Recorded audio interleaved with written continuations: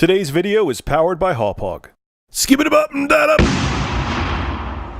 Cliffy B, man. Man, oh man, you are a loudmouth. You say how you feel just like me, which I respect a lot.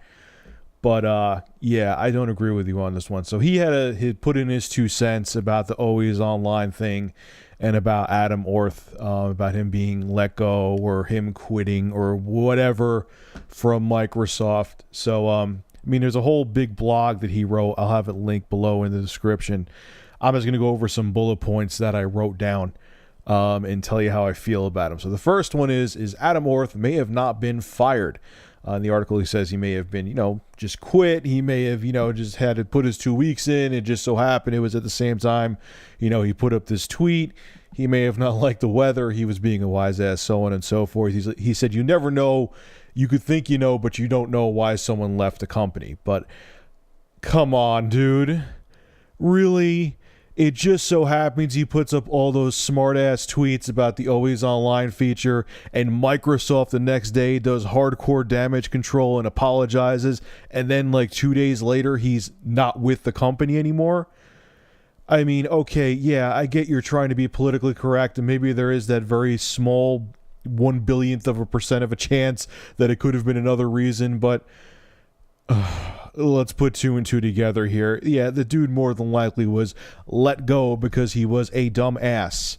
I get that everyone has done stupid things before. You talk about that. I've said stupid shit. I've done stupid shit. So have you. But sometimes, you get your hand caught in the cookie jar and you get penalized for it. And he got caught with his virtual hand in the cookie jar by being a wise ass on Twitter for everyone to see. All right.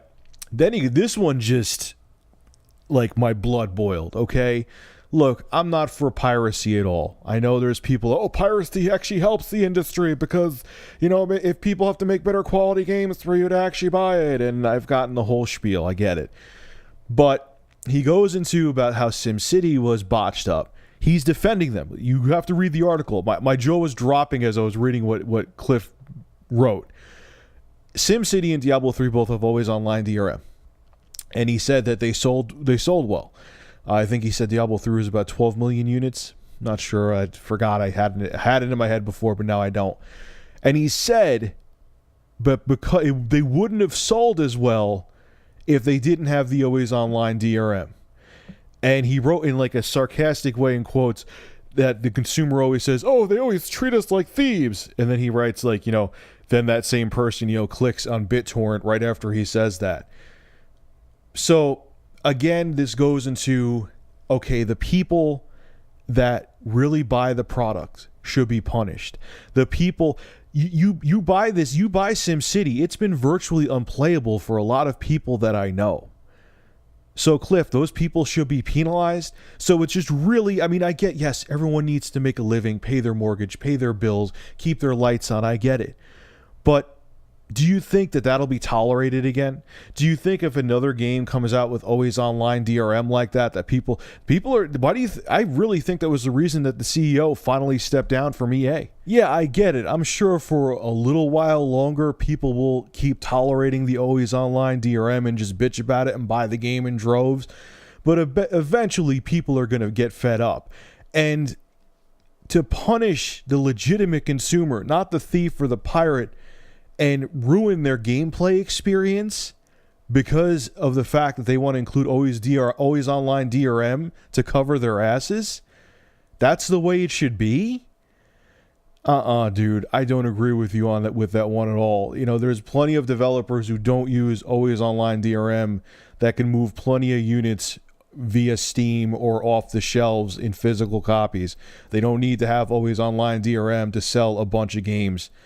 I don't buy it. I think you're full of shit, and I'm very surprised you're pro, DRM like that, especially when you've been around for so long and see how many atrocities have happened due to DRM. Then he goes on about how when Xbox Live launched many moons ago, what has it been, like 11 years now, 12 years, something like that, how Xbox Live required broadband when they launched Xbox Live, and he goes how that was a big risk, but you have to take big risks to move forward, so on and so forth. And I'm like, dude, First off, the gaming climate, the games that were being produced back then, there was still this thing called a very good single player experience.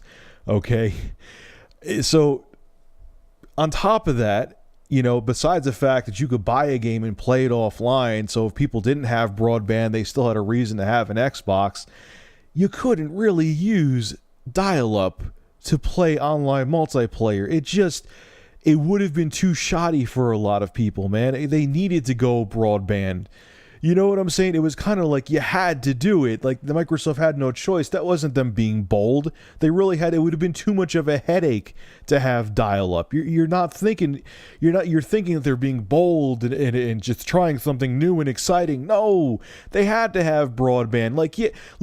I think when you bought the modem for the PS2, when you wanted to go online, when they launched that with the PlayStation 2, yeah, they had the option for dial-up, but most of the damn games, it had like broadband required on the box, broadband required.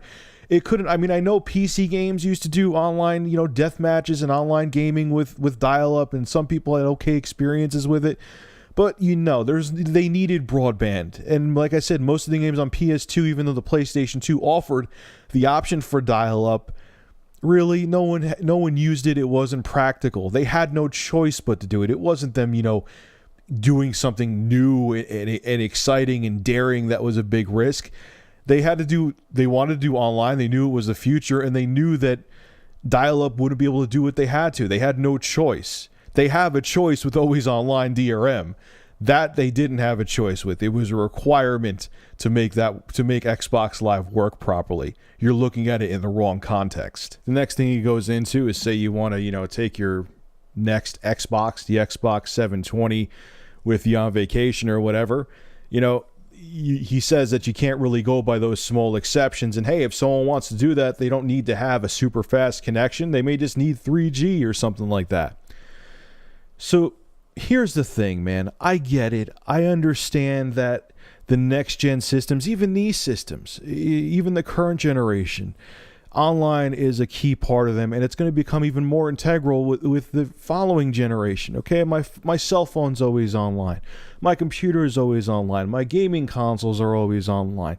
There's friggin' Wi-Fi at the gym. There, you know what I'm saying? So people could use Pandora. I get it. I'm not saying that the online should not become more integrated into the gaming experience. But, perfect example, and I think I've brought this up before, BioShock Infinite is only a single-player game. So you're saying to me, and again, I live in, people don't consider it upstate New York, but it is. I live about an hour above Manhattan. We have decent internet. It doesn't go down that often, but it does go down. Even on clear, beautiful days, there's issues. And imagine I was playing BioShock Infinite on the Xbox 720. Now, I may have said it the wrong way, but I knew what it was. The Xbox, according to Naomi Kyle and IGN, after 3 minutes, if you lose connection for 3 minutes, it'll suspend what you're doing.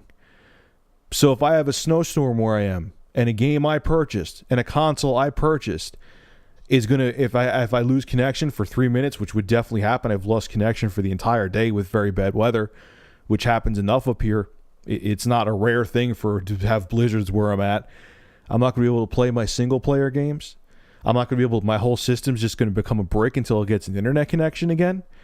Yeah, I get what you're saying. You wrote a quote at the bottom that technology doesn't advance by worrying about the edge case. But it's not worrying about, we're not saying make online not a bigger part of the gaming experience. We just don't want online to control something we purchased with our hard-earned money. You get what I'm saying? You're looking at it the wrong way. This last part I'm actually going to quote exactly from him because it's an interesting thing that he says. It's a quick little paragraph here. He goes and says, I find it disgusting that online community would revel in the fact that they may have potentially contributed to a person losing their job. Even then, if they didn't have anything to do with it, at the end of the day, that they have the collective ego to think that they could do that. In a world of Indiegogo and Kickstarter, where we can do great things in numbers, we should know better. I'd rather live in a world where someone can slip up, say something that the world doesn't agree with, and not have the collective internet lynch mob up their ass. Well-behaved people rarely make history. Deal with it. Yeah, Cliff, I get what you're saying. It's the people that speak their minds. It's the people that go against the grain and who think outside of the box are the ones that are remembered and become a part of history. That you're dead on about. But he didn't slip up. He was being an arrogant ass. He knew exactly. He had to think. He was tight. It wasn't like he was in an interview. It wasn't like he was put on the spot. He was in front of his keyboard or on his cell phone typing in. He was premeditating what he was saying. You know what I'm saying? He wasn't like on the spot with a mic put in his face saying that stuff where it's like, oh my God, I can't believe I said that. He knew exactly what he was saying. He was doing the keystrokes. It was being pre-thought up in his head before he was typing it out. And on top of it too, yes, things need to evolve. Internet's going to become more and more a part of our lives than it is already. But there's a difference between innovating and giving the consumer a better experience than controlling the consumer because you don't trust them and putting a product they purchased on a leash. Think about that. Oh yeah, and deal with it.